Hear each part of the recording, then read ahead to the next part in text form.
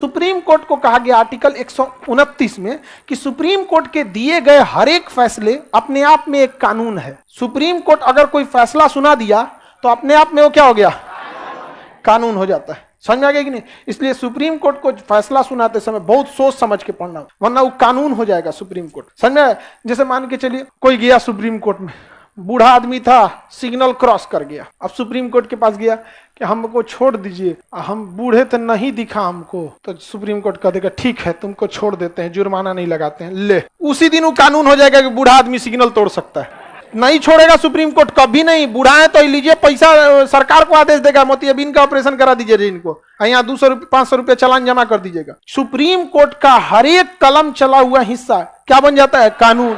इसलिए कई बार ऐसा होता है ना कि सुप्रीम कोर्ट चाह के भी आपको नहीं छोड़ सकती, क्योंकि वो क्या बन जाएगा, कानून बन जाएगा। समझ में आ गया कि नहीं आ गया? किसी को कोई दिक्कत नहीं? तो सुप्रीम कोर्ट के फैसले क्या बन जाएंगे, कानून बन जाएंगे। सुप्रीम कोर्ट ये देखता है कि कौन से डिपार्टमेंट में कैसे कानून बनना है। नहीं बाबू, आप कानून बना लीजिएगा। सुप्रीम कोर्ट कानून के देखिए ना, आंख पे पट्टी बनी रहती है कि उसको कुछ नहीं दिखता है। और एगो हाथ में तराजू, कि वकील लोग तराजू पे रखिए किसका अपराध ज्यादा है, देख लेगा किसका अपराध ज्यादा। दाहिना हाथ में तलवार रहता है, छपाक जा सूरत ना यहाँ पे। बाकी कोर्ट का और कोई काम नहीं है, आंख पे पट्टी की उसको कुछ नहीं दिख रहा है। वकील और आप अपना सबूत रखिए इस तराजू में, जिसका पलड़ा भारी, मतलब अगर अपराध का पलड़ा भारी तो अपराधी घोषित हो गए, निर्दोष का पलड़ा भारी तो निर्दोष बरी हो जाएगा। और उसके बाद कानून अंधा होता है, जज अंधा नहीं होता है, याद रखिएगा। जज लोग इतने, एक एक हाई कोर्ट और सुप्रीम कोर्ट के जज के पास जाके देखिएगा ना, 4 लाइन फैलवा पढ़ के बता, 10 मिनट बहस करके समझ जाता है कौन सही है कौन गलत है। दिक्कत यह है कि उसको प्रोसीजर फॉलो करना पड़ता, कि बस वहां तक वकील पहुंच पा रहा है कि नहीं पहुंच पा रहा है, प्रोसीजर पहुंच गया तो गया। तो अभिलेख का मतलब क्या हुआ, समझ में आ गया? मिलता जुलता कानून। यदि एक ही अपराध पर अगर कोई सुप्रीम कोर्ट ने फैसला सुना दिया तो वो क्या बन जाएगा, कानून।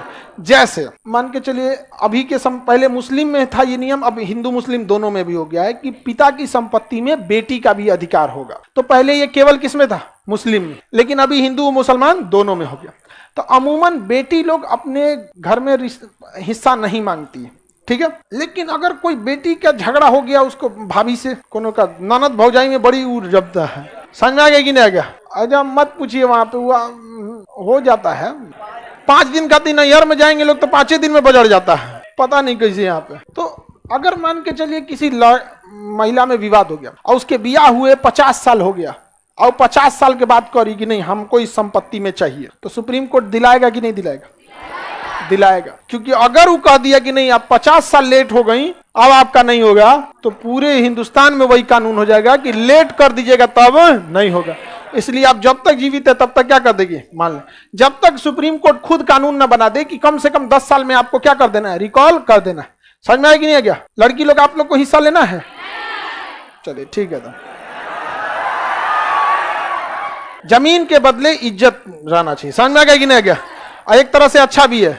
और आप लोग अपनी बहन का जो इज्जत है वो इज्जत देते रहिएगा। और पत्नी को ज्यादा समझाने की जरूरत आप लोगों को ये नहीं है कि लड़ाई झगड़ा मत करो, ये वाला कानून समझा दीजिएगा। देखो ज्यादा पुटुर पुटुर करोगी किसी दिन उसका मूड घसकेगा, मांग देगी कोर्ट में, लेना देना पड़ जाएगा। क्या जाता है, 4 दिन के लिए आ रहा है, थोड़ा खाना पीना बढ़िया दे दो, जाते समय विदाई में दे दो, थोड़ा बढ़िया से बतिया लो यहाँ पर। समझ में आ गया कि नहीं आ गया?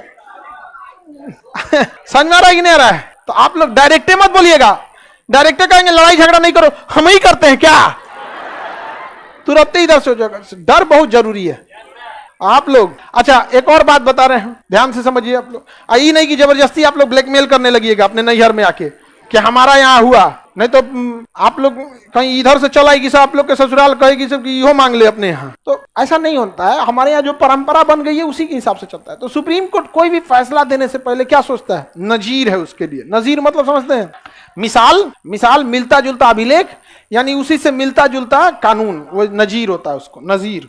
आगे बढ़े, सुप्रीम कोर्ट कोई भी फैसला देगा वो क्या बन जाएगा, हाँ अभिलेख या नजीर बन जाएगा। अभिलेख या क्या बन जाएगा, नजीर बन जाएगा। किसी को कोई दिक्कत? आगे बढ़ जाए। अब जैसे 2012 में निर्भया रेप केस हुआ था, उसका एक जो मुख्य 12 में हुआ था कि 14 में, 12 में था, 11 साल हो गए, 10 साल बाद उसको फांसी लगा था लॉकडाउन में।